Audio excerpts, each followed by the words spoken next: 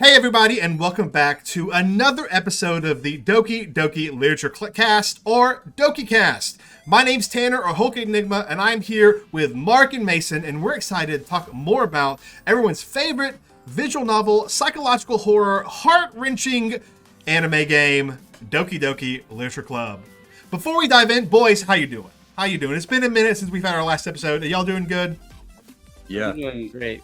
Yeah? It's been a very eventful past couple of weeks for me personally, dealing with sickness in the house. I'll let y'all know that. The weather, also, good lord. I wish they'd just pick a temperature and stay at it, because where I live, it definitely fluctuates every hour, it feels like. So it's insanity. Well, I'm all the way down in the west, so it's always hot down here, no matter what.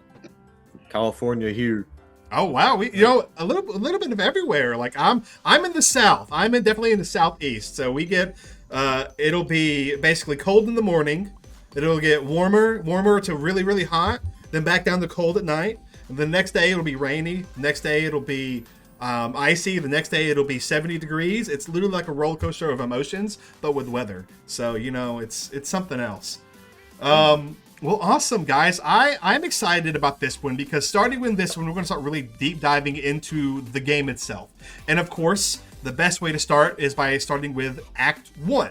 So what we're going to do for this episode is basically break down Act 1, give us tell you our thoughts on Act 1, how it went, what we thought about it as an introduction to the game and to the Acts 2 and 3, and pretty much stuff like that. But of course, without jumping into the deep dive, we need to talk about the actual Act 1 itself. So we're going to give a brief description of what exactly happens during Act 1. And Mason's going to be giving that, so the mic is yours, man. So Act 1 is, I think we all know, clearly the beginning of the game. And this is where Doki Doki Literature Club really sets the stage and kind of manipulates its audience with the whole, fake visual novel thing. So, you get a cold open to Sayori, your supposed, elementary school childhood friend, the anime stereotype, which this game really tricks you because it fills itself with a lot of anime stereotypes. Sayori is, I believe she's late for school, and establishes that the game is, pretty normal. And then later on, you enter the club, you get invited. You meet all the Dokis, Monika, Yuri, Natsuki, and of course we already talked about Sayori. And again, very tropey. Yuri's the shy one. Natsuki's the tsundere. I believe that's how you say it.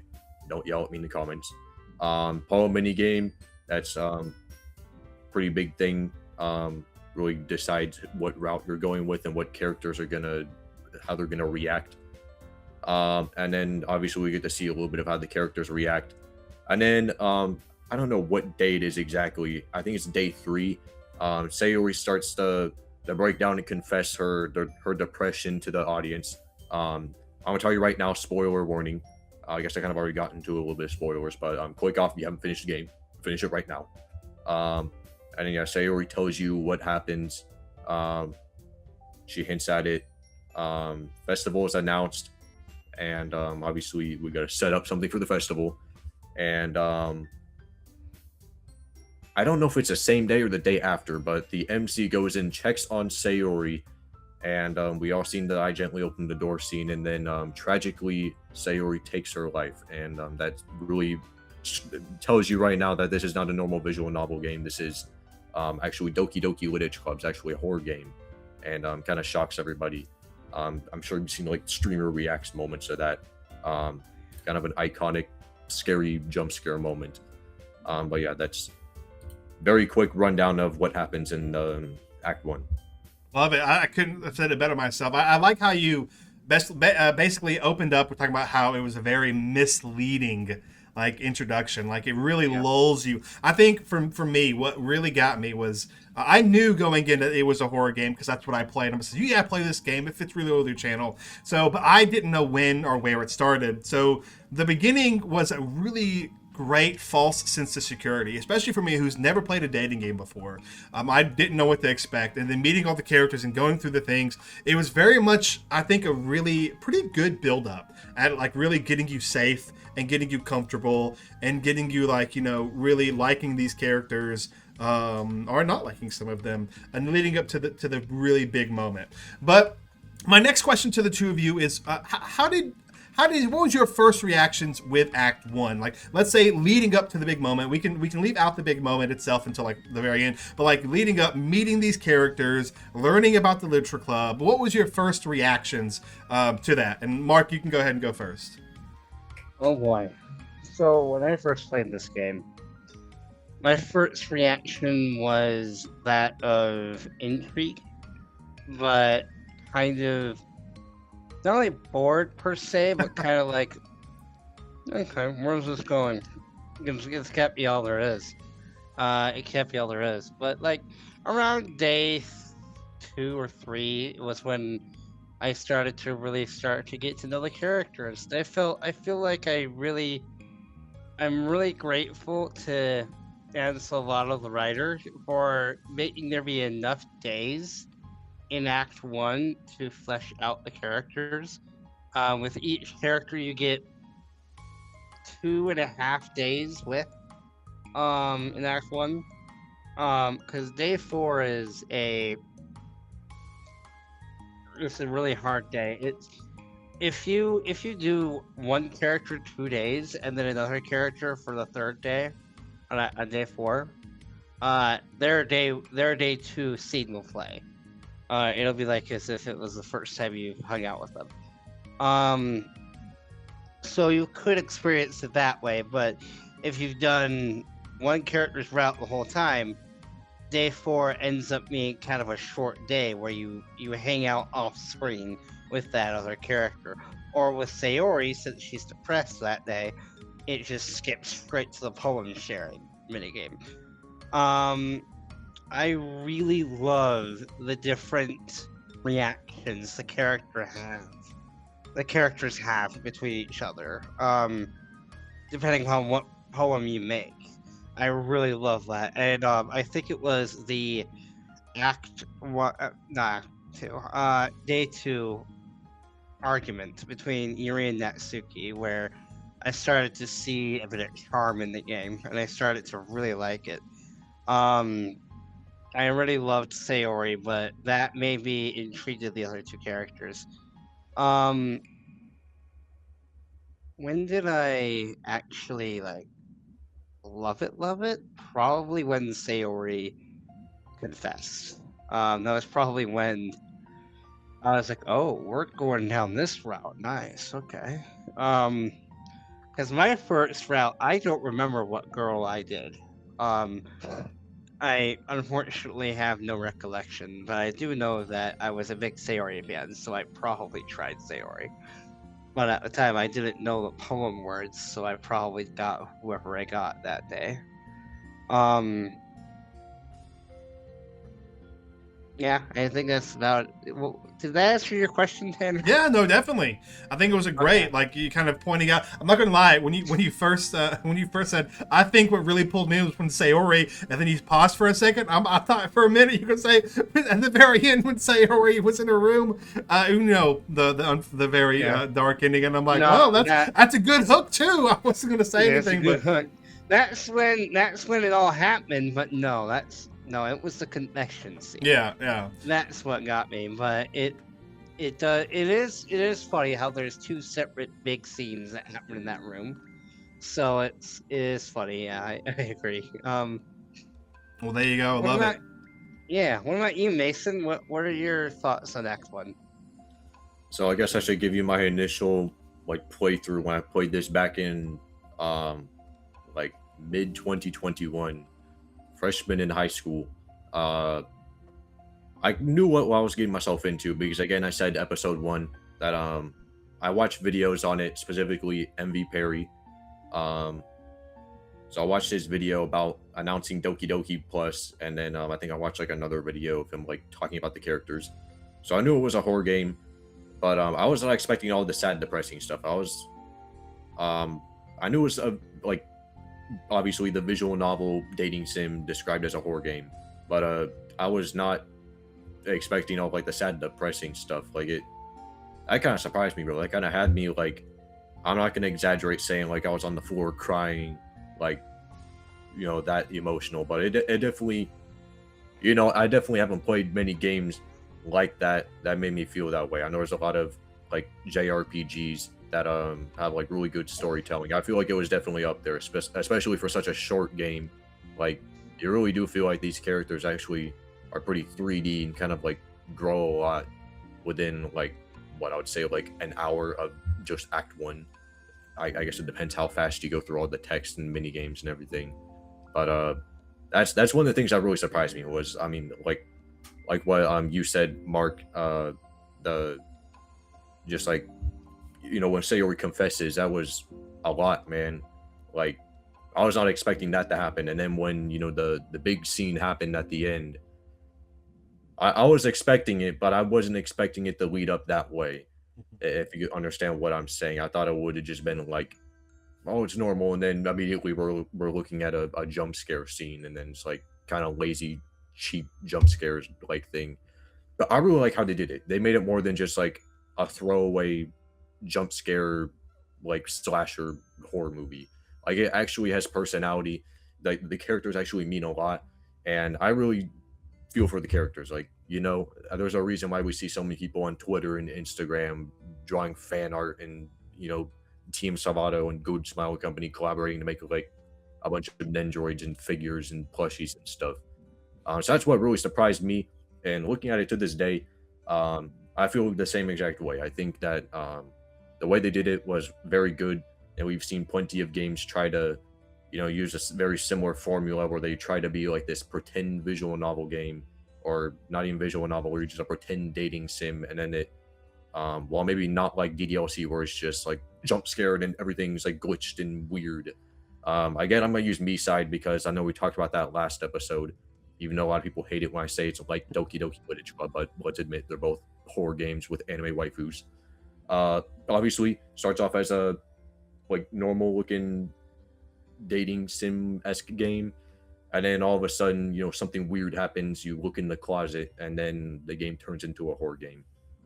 So I just really liked how he went from it being like a normal game to not normal. I think that transition was just like really epic, and what really made the game more than just a throwaway Steam game. Oh, I agree.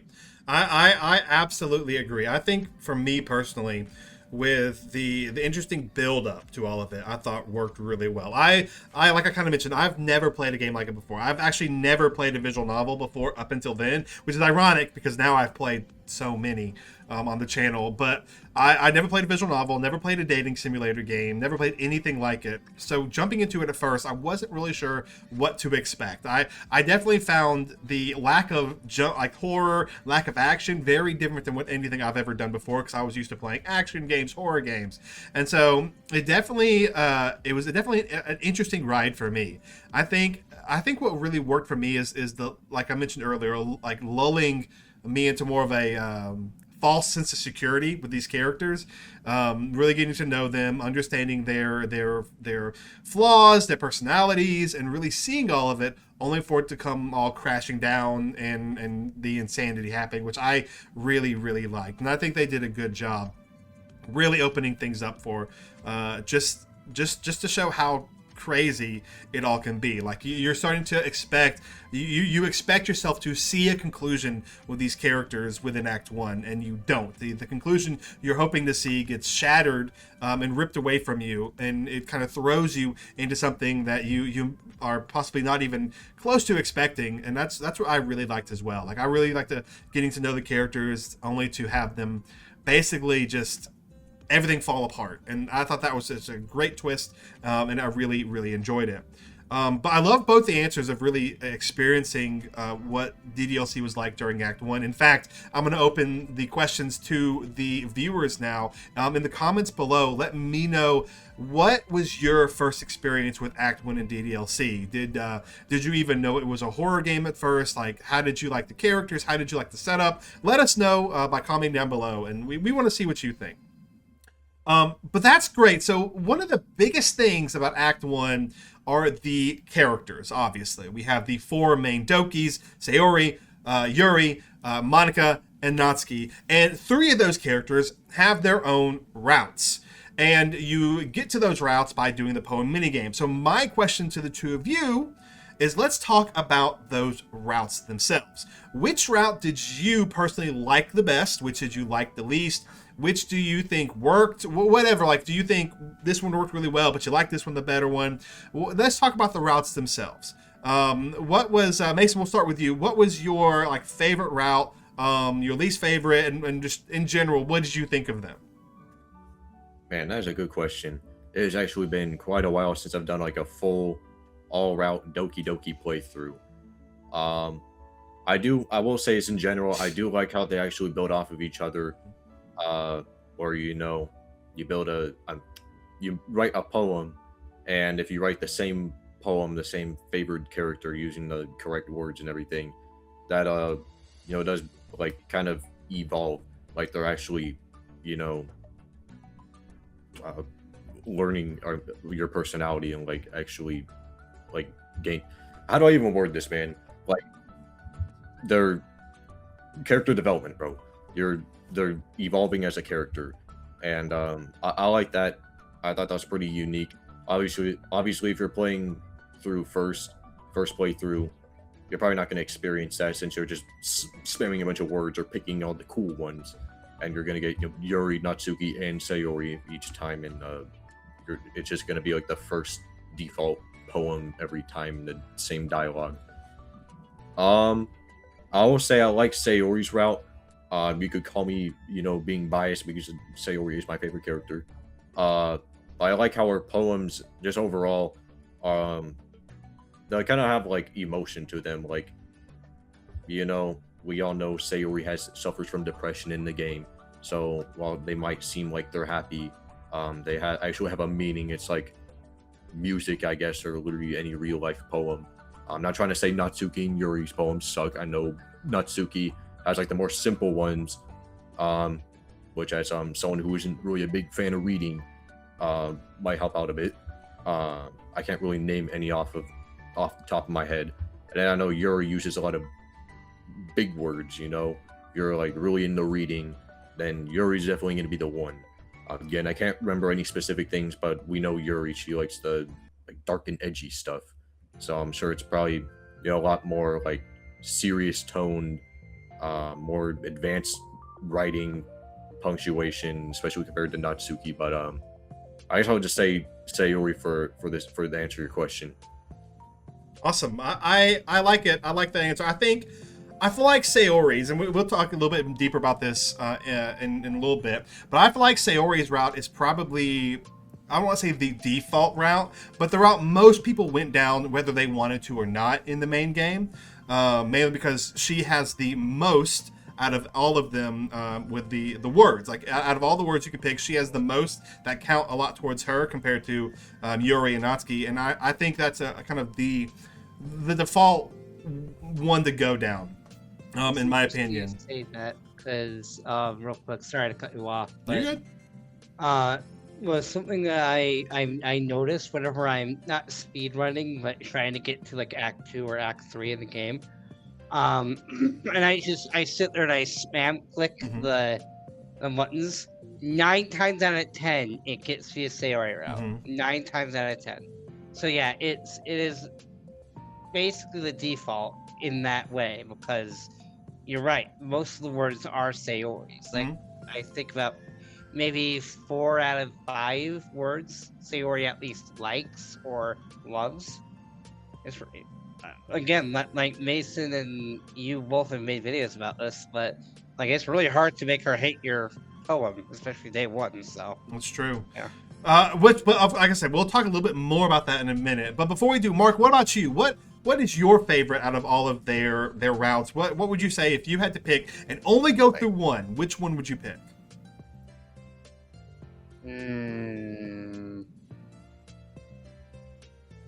So I don't want to say Sayori because I don't want this podcast to be Sayori best girl all the way Sunday. I don't want, even though I would be all for it. But not just that, but I do find myself having fun with Yuri's route, because even though I know I have a friend that's gonna be like, "Why are you saying that? It's boring." But no, I think she's a real sweetheart that just, at least in Act One, where she has this personality that I kind of gravitate towards. Um, she's into reading, which I like as well. Um, I don't like it as much as her, of course, but hey, if there's any way to get close to a girl and that's all that it takes, then I'm for it. But I also like oh, there's this moment, and I believe it's day 3, where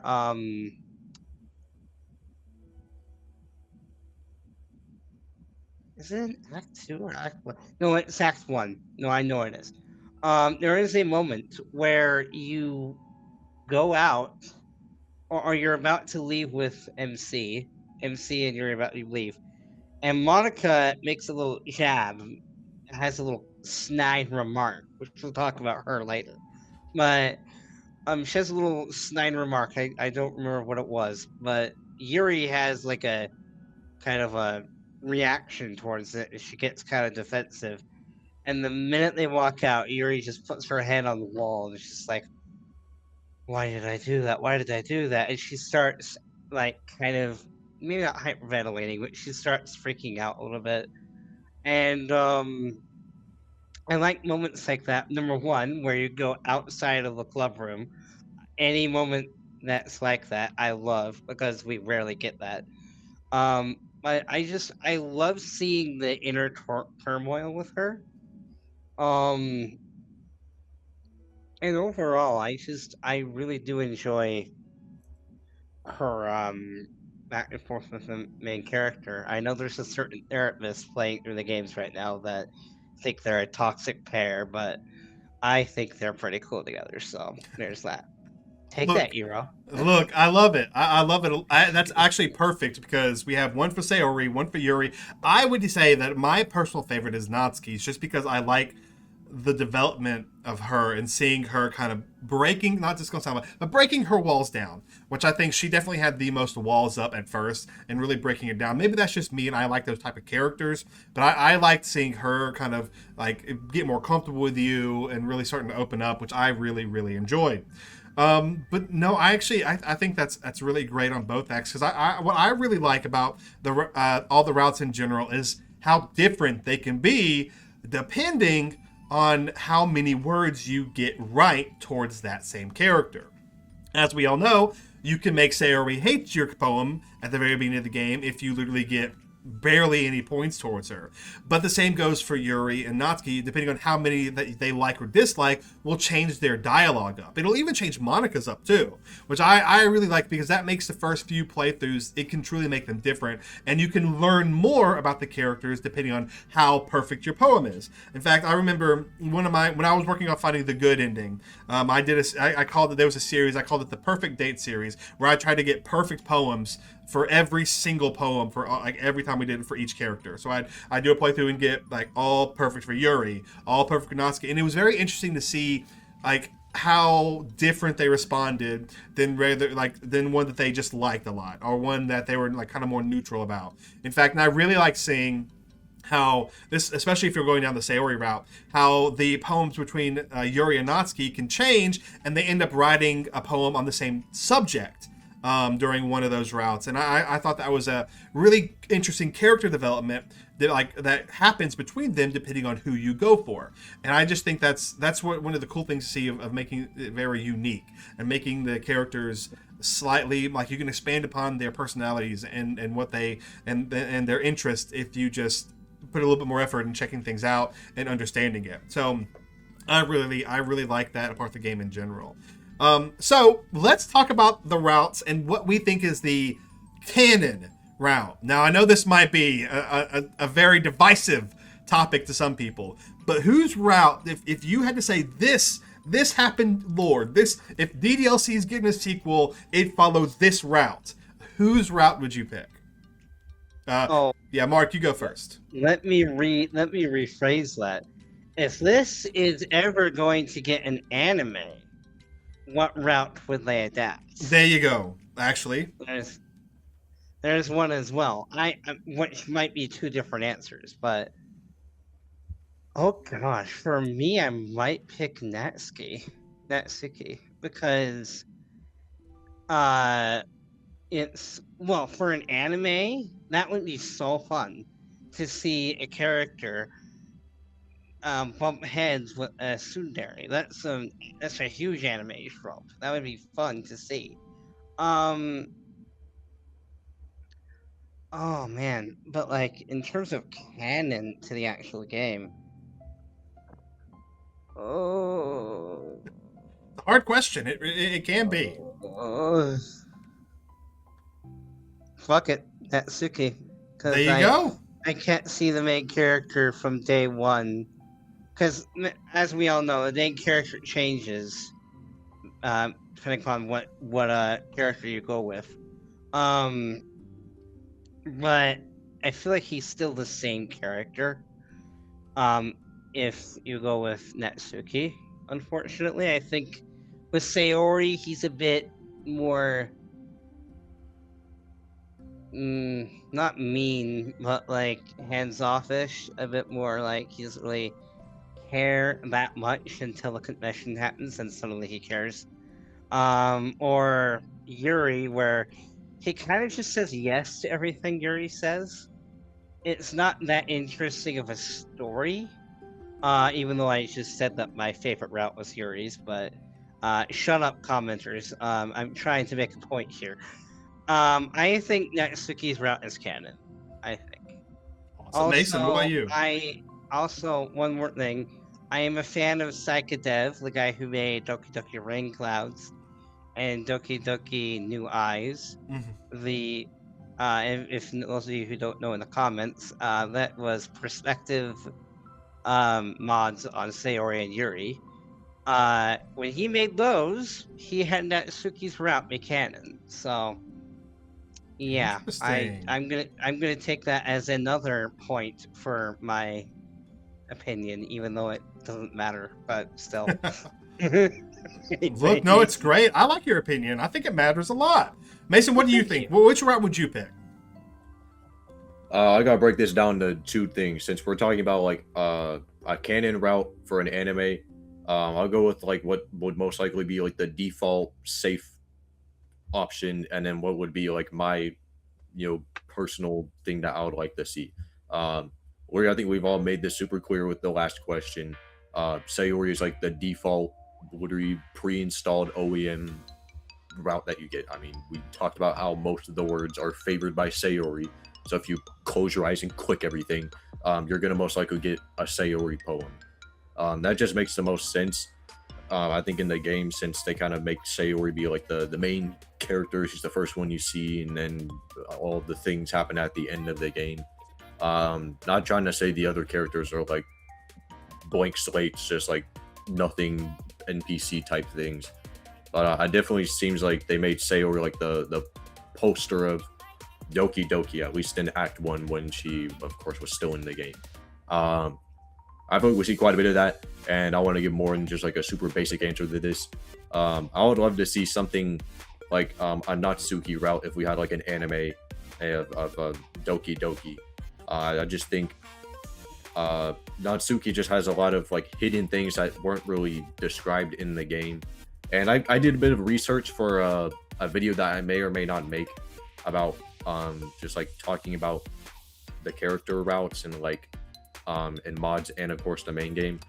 But Natsuki just has a lot of kind of quirky personality traits, and just evolves as a character. We learn more about her, like her relationship with her dad, and the DDLC side stories kind of tell her that she was bullied by her friends, which I don't know why she's being friends with straight up bullies.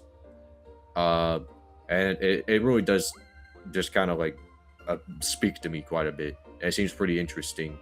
I mean, that's why I would pick Natsuki. That, and just because the game doesn't really tell us directly, yeah, this and that is happening to Natsuki right now, so feel bad for her. It's more like you actually got a deep dive for it, or even play the mods, which do a great job at going into that stuff. Ooh, I like it. I actually really like the idea of having an anime focused on her. I think that'd be really cool. I'm going to give my answers, and I think my anime answer will throw everybody for a little bit of a loop. But first off, before I throw in my actual canon route for the game, let us know in the comments below who you think would be the best canon route in both in the game itself and in an anime. We want the comments flooded with who we think is the best down there. So let us know. As for the game, I'm gonna have to agree with Mason. I think Sayori is kind of the ideal or the main canon route. Like, because of all the poem words, like she has the most. In fact, try to put up on the screen now a list of all the words, and you can kind of see how I believe it's Sayori has the most, Yuri has the next, and Natsuki has the least, which that makes her the hardest to get, which is also very interesting to me. But I think she is just kind of the default. Like you said, you meet her at first. Act 1 starts with her. Act 1 ends with her. I think game-wise, that makes the most sense. Now, anime-wise, here's this. Get this. What if all of them were in the anime canon? Now, here's what I think could work for an actual anime, because in the game, obviously, the game revolves around things breaking, and that's hard to do with an anime. But what if the anime starts with 1 or 2 episodes focusing on one of the girls, like Sayori in the first one, or Yuri, the first 2 episodes, and then episode 3, something happens and things restart, and we start seeing the same stuff happen, but focusing on Sayori, or focusing on Natsuki. And then like 2 episodes go by, and then the next happens, and it restarts again, and we see all of their routes, only for like the big finale of the first season is when it all breaks down, and like, you know, the real thing happens with Sayori, and the weird stuff starts happening for season 2. I think that would be really interesting. I think it'd add a huge uncanny feel to it. It would be very much a slice of life, but with something not right. And then through to season 1, or even it could be like the first few episodes, and then part of season 1 is normal, half of season 1 is crazy, and then everything just breaks down, and things start getting really glitchy and weird, and scenes repeat, or something just. I think that would work the best. Is that possible? No idea, but I think that would be really cool to see. I don't think we'll ever see it though, which is really unfortunate. But that's my idea for what I think would be the kind of best canon route. But yeah, I definitely believe Sayori is the bigger of the focus for the entirety of the game. And there's it just, in my opinion, makes the most, which is ironic, because my first playthrough, I didn't get a single Sayori scene. I somehow managed, and I think, if I remember correctly, I got 2 for Yuri, 1 for Natsuki in my first playthrough, which I never saw a single Sayori scene until I went for the perfect ending, which I thought was really weird, judging how like I just did it randomly. Awesome though. So that's kind of our breakdown and talking about Act 1, the characters. We are going to do deeper dives of each of the characters and really kind of talking about how they develop in later episodes of the podcast, where we can really focus on them in general. But that's a really great breakdown of Act 1, and just the generic story, the routes, and talking about things. Now, what I next want to talk about is kind of the odder aspects, or the more hidden aspects of Act 1. Whether you realize it or not, there are a lot of uncanny or unnerving things that can happen, and you can see and do happen in Act 1. There are fourth wall breaks, there are strange comments made, there are even signs you can see kind of giving you a foreshadow of the big event at the end of Act 1. So now I'm going to start talking about that. Boys, what is, if you had to pick out of, just thinking about all the kind of the fourth wall breaks, I know there's not a crazy amount, which one would be kind of your favorite, if you can remember, of Act 1? Basin, how about you go first this time? Act 1? Mm-hmm. That was actually a lot to think about. You might have to give me a minute. All good. Mark, why you want to go? Yeah, if you want to go, Mark, while he's thinking, go for it. The Monica scene where Natsuki is making a joke about Monica's name, and she just pronounced it Monica or something like that, and Monica's like, that doesn't even make sense in translation, and it takes you a second to realize, oh, she's talking about this game being a game or whatever, and it makes a lot of sense. I always found that funny.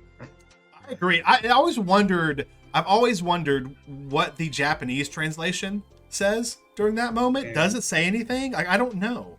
And so like that's something I've always wondered. But I like that moment too. I think my favorite. I think I have a couple of favorites, but I think my absolute favorite, which I mentioned this during last time, is the aspect of when you save over certain sprites of Monica and she's smiling and she stops smiling. This only happens in DDLC Plus. Sadly, it's an additional Easter egg that they added in. But in Act 1, if you save when Monica's on the screen, it can be with her by herself or a couple other sprites, she'll actually stop smiling when you're saving over the game. It's probably my absolute favorite because you got to be really paying attention to notice it. And I think that's my favorite. It's not in the original game because I looked it up and it's not there. Yeah, it's not. That's what the craziest thing is I remember because I made a little video, a short talking about it, and people were like, I was like, oh, my version doesn't do this. And I had even somebody like which I think I mentioned last time, somebody who worked on the wiki who dove into the code of the game. And like really like looked at things with it too, and he realized that this doesn't happen in the DDLC, but it happens in Plus, and that's just a cool additional little thing they added. What about you, Mason? You got something now? Yeah, I got a couple things.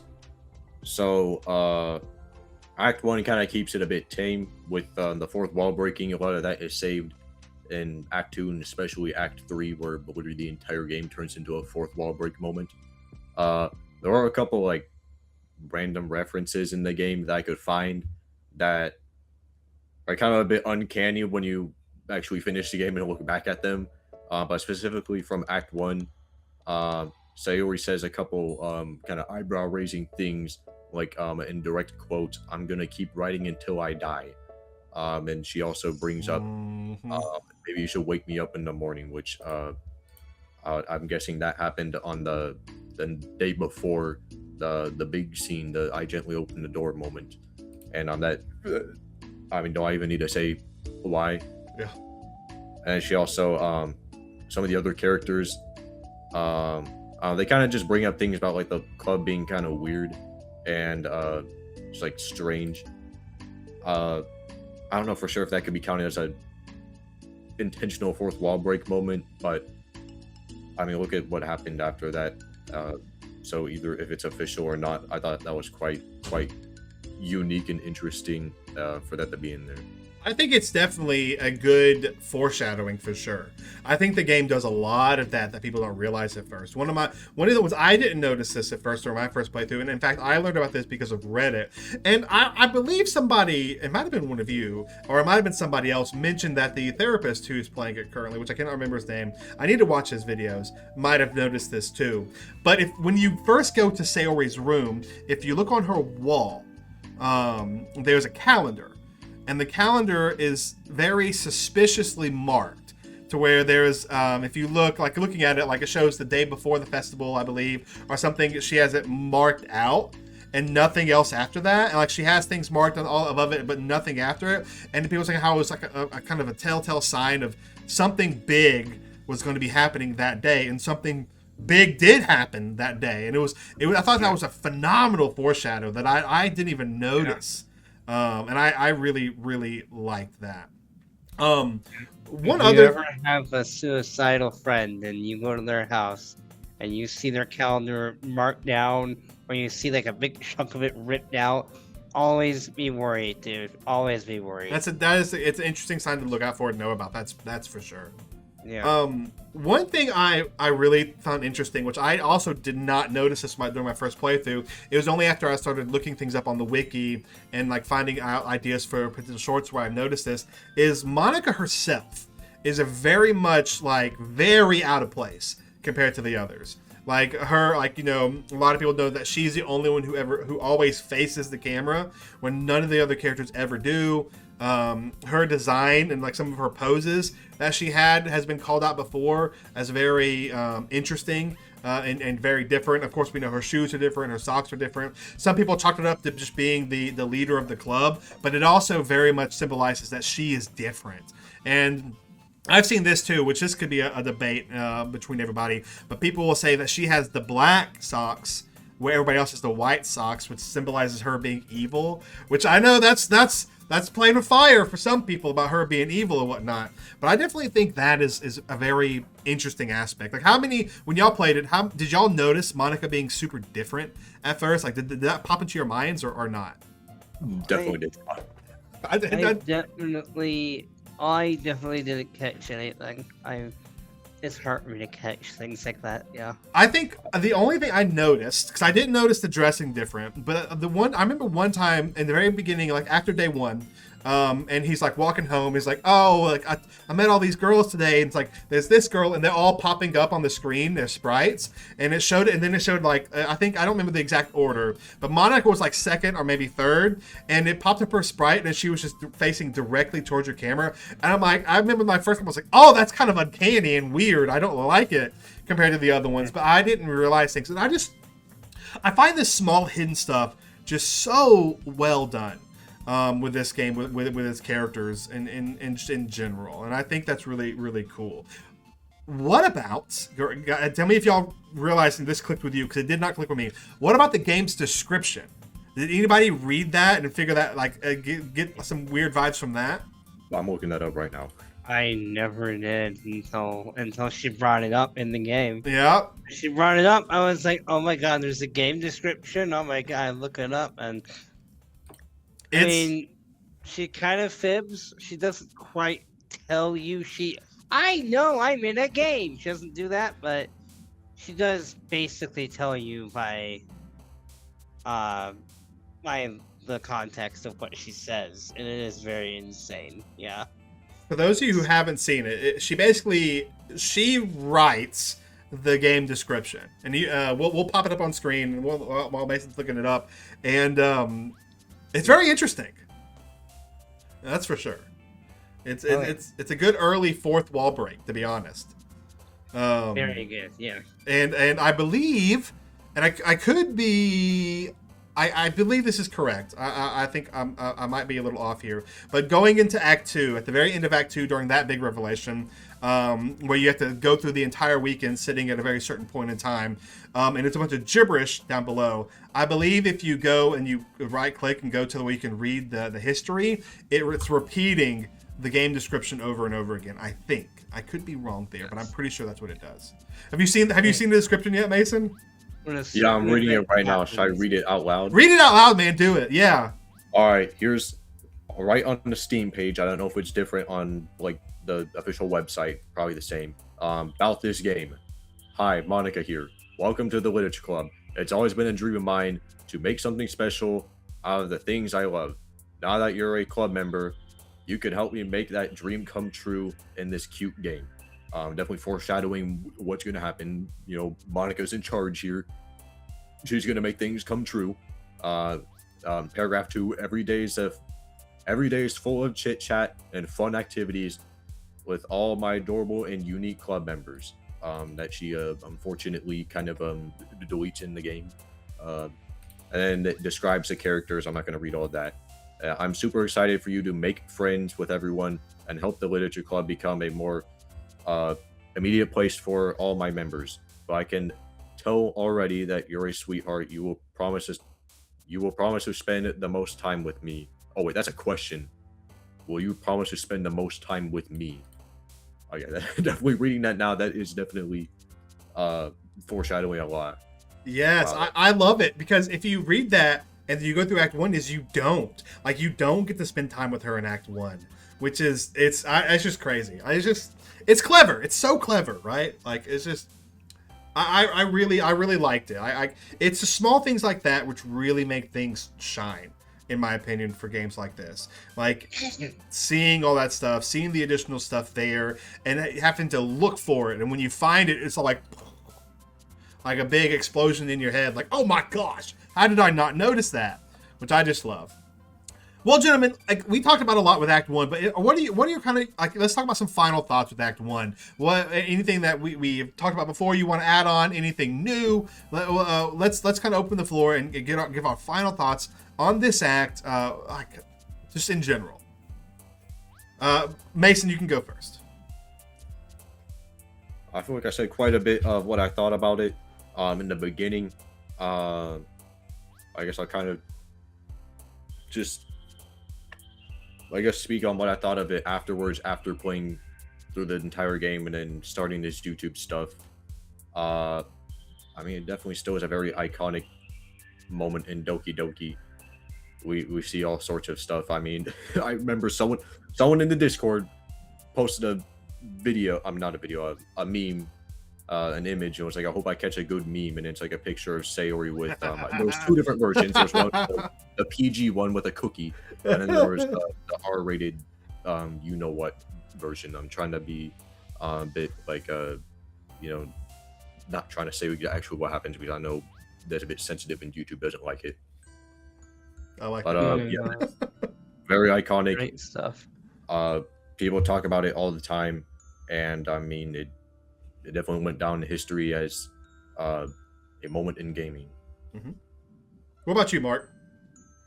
Well, first of all, I would like to go through, I guess next, before we end, I would like to say what each of our favorite scene is from Act 1.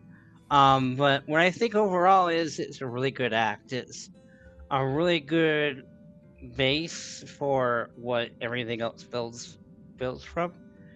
I love Act 2 very much. Act 1 very much. It's one of my favorite pieces of media out there. So even if it, looking back at it, even if it didn't turn into a horror game, I still would have enjoyed myself. So yeah. I would have to agree. And we'll jump into your question about the favorites, like let's say favorite CG moments next. I think I will say this: if you're getting into the game, you've never played a visual novel before, you don't know what it's about, and you're not used to those type of things, don't give up on the game. The game, it's building. The game is building, and it does get crazy. But really take your time in going through this. I always remember I saw this. I don't know who the YouTuber streamer was, but I remember watching this video clip of this girl, and she was going through it, and she wasn't enjoying Act 1. She was like, come on, get on with it. And she hit the skip button, and it skipped all the way to the end, up until the big moment, and it kind of like just blew her mind because she didn't know what the heck just happened. Give it a moment, because it is it's written very well. It really builds these characters. It makes you care a lot more about it. Like you said, it has iconic moments in it. Like I can't, like the amount of gently open the door memes and discussions and stuff like that still get talked about today. Really just kind of show how it defined a whole new aspect of video gaming that was there, that had fans, but it really brought so many more fans to this genre, to these video games, and I think it really did a really awesome job doing so, and I really liked how it did that. So I would say, like, don't give up on Act 1 if it's not the most exciting to you. There's a lot of good stuff there. There's a lot of cool things there, and you will not regret it once you go through it all. But after that, let's talk about our favorite moments, our favorite scenes, or CGs. Mark, since you brought the question up, why don't you go first? Well, my favorite scene is the confession scene. And the reason why is because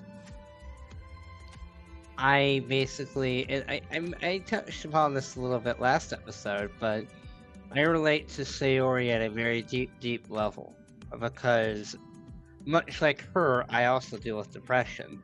And much like her, I also care more about other people's feelings and other people having a good day than myself, which is very detrimental to your mental health. Let me just throw it out there.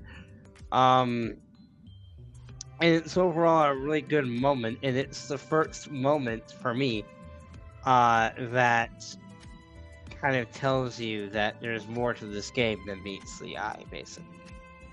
Now in terms of CGs, my favorite moment by far is main character trying to tie Sayori's thing, blazer or whatever, but that's funny to me. That's a good scene. What about you, Mason? My boobs got bigger.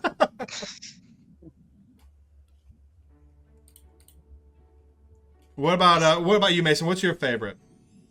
I don't know. I feel like I should put like a serious one and then like a goofy moment. first thing I want to clarify here: are we specifically talking about CGs or just literally any moment in the game? You can do any moment. How about you can do both? Honestly, you can whichever you Okay. can. Yeah. Favorite Or, like, moment and favorite CG. All right. For like the serious moments, we're gonna give the most basic answer here. Sayori one's obviously the one at the end of the where she confesses. Seen that one like a million times. I had to throw that one in there. Taking a look at some of them just to see which ones I like the best.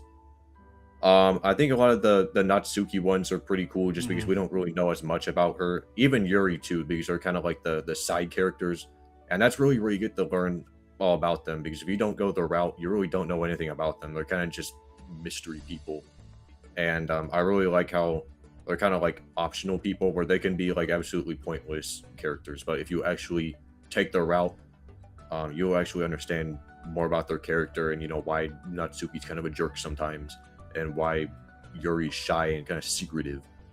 As a joke one, I kind of want to bring up, first off, I really want to bring up the question why it seems like Natsukis are all like kind of like anime shenanigan type things, like the one where she yells at you for looking up her skirt. It seems like they do Natsuki so dirty like that. I remember, I don't know if it was on the news, or just a review I saw, but I remember some parent was like calling out Doki Doki Literature Club for being like too pornographic because of the Natsuki Yuri breast scene. Or I've seen those videos. I mean, okay. Yeah, those are funny And- movies.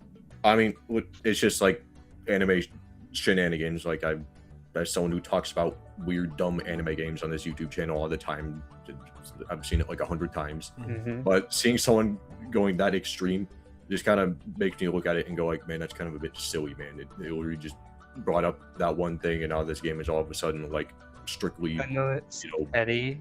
No, it's petty, but it makes me like that CG even more. So, I think for those scenes, which I think we can dive deeper into this for sure during the individual character analysis.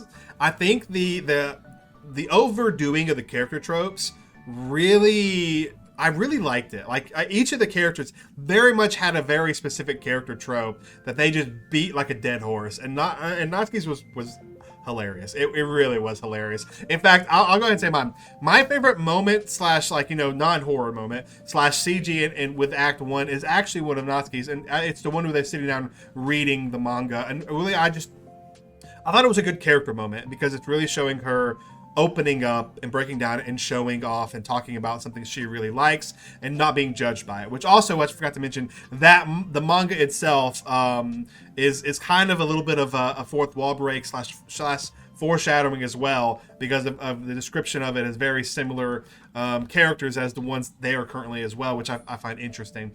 But that's absolutely, I think, one of my more favorite moments, mainly because it's such an obvious trope, but it just worked for me, and I really liked it, and I would love to see even more with her.